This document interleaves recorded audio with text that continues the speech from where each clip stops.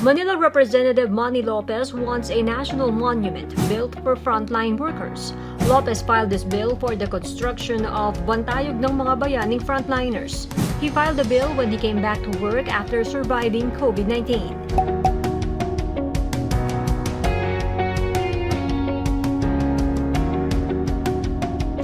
The lawmakers' proposed Frontliners Recognition Act also seeks the declaration of National Day of Mourning and Remembrance for COVID-19 frontliners.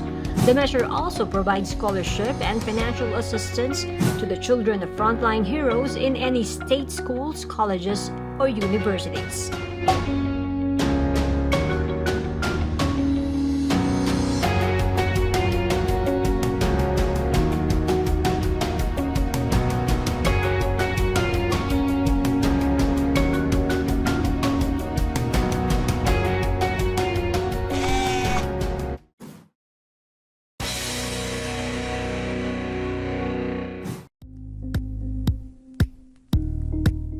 Thank you for watching Politico TV. Please like and subscribe to our channel for more videos.